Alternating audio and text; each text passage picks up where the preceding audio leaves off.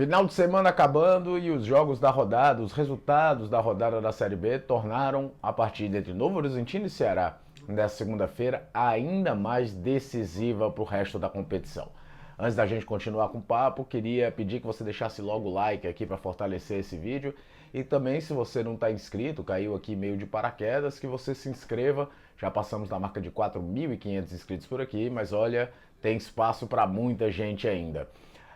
A Série B vai encaminhando-se para a sua reta final, então a cada rodada vai se olhando a posicionamento de tabela e tudo.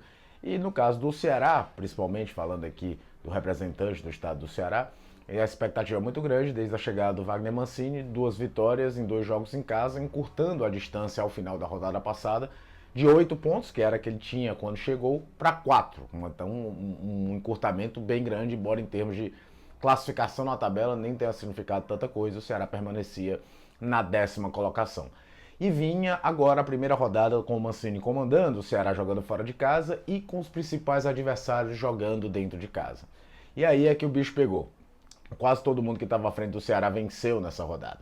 Apenas o Vila Nova, que empatou, e o Atlético Goianiense, que perderam pontos, além do Juventude, do CRB, que perdeu para o Juventude, que era outro time que estava à frente do Ceará. Isso significa o quê em termos práticos de pontuação? Se o Ceará vencer, a vantagem continua em 4 pontos, ou seja, é fundamental que ele vença esse jogo se quiser continuar aspirando essa reação que seria fantástica para conseguir entrar no G4. O outro resultado, qualquer um, já baixa, por exemplo, o empate já baixa para 6 pontos de novo a posição de tabela em relação ao Criciúma, que hoje é o 4º colocado. Então aumenta o peso para o Ceará nesse sentido. E vencendo também, além de manter em 4 pontos, ele finalmente ganha posições na tabela. Ele passaria a ser o 8º colocado, ultrapassando justamente Atlético Goianiense e CRB. Então o peso do jogo ficou muito grande para o Ceará e para o Novo Horizontino, porque o Novo Horizontino com 45 pontos, se vencer, ele retorna ao G4. Ele passaria o Criciúma nos critérios de desempate. Então, o momento do Ceará e outra, né? Se o Novo Horizontino ganhar, o Ceará fica a 7 pontos, numa situação aí praticamente irreversível. A atual já é muito difícil, com 7 pontos ficaria praticamente irreversível. Esse é o peso do jogo para os dois times que vão entrar em campo amanhã à noite no interior de São Paulo. Nesse jogo, o torcedor do Ceará já está cansado de saber.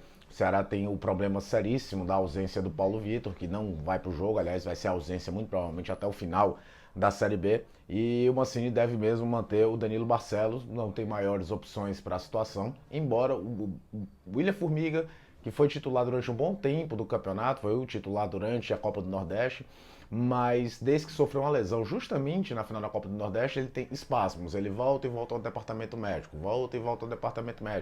mas que pode ser opção para o jogo lá contra a Chapecoense. Nesse jogo contra o Novo Horizontino deve ser mesmo Danilo Barcelos, e dá para entender. Dá para entender porque o Mancini não vai querer mexer em 3 lugares diferentes do time para tentar consertar uma ausência.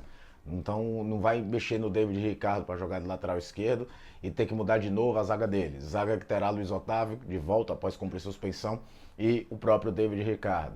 Muita gente pedindo também aquela história, né, de trazer o Léo Santos, que vem jogando ali de volante, jogando um pouco mais à frente da zaga, para vir para a zaga e liberar o David Ricardo para o lado esquerdo. Também não acredito que ele vá fazer isso, mexer em 3 setores diferentes. Também não acreditaria que ele fosse fazer isso, mexer em 3 setores diferentes para tentar fazer uma correção nesse aspecto.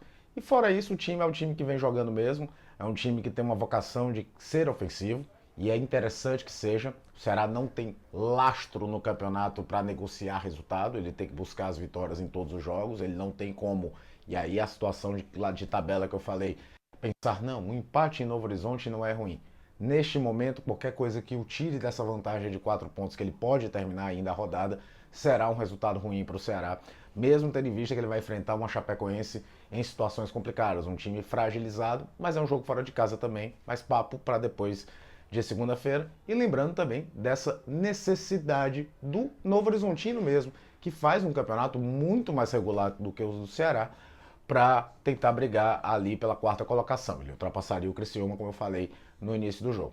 O fato é que vai ficar todo mundo ligado nessa segunda noite para saber como é que vai ser a postura do Ceará, da qual eu defendo que seja o time que buscou o gol desde o início contra o Criciúma, que contra o Londrina também buscou o gol desde o início, usando se valer do ambiente de jogar em casa, é verdade. vai ser fora de casa, mas essa postura não pode mudar, até porque os melhores momentos do Ceará na temporada, seja com Gustavo Mourinho, seja com Eduardo Barroca, seja até mesmo com Guto Ferreira, e agora com o Mancini em 2 jogos, foram jogos em que o Ceará abriu o placar cedo e aí pôde reestruturar o jogo mais à sua feição. De novo, queria pedir que você deixasse o like aqui nesse vídeo e se você não está inscrito, que você se inscreva. Como falei, mais de 4.500 inscritos já por aqui. E se você quer entrar em contato com o canal, basta olhar na descrição que você descobre como. Forte abraço e o tempo todo estamos falando sobre futebol por aqui.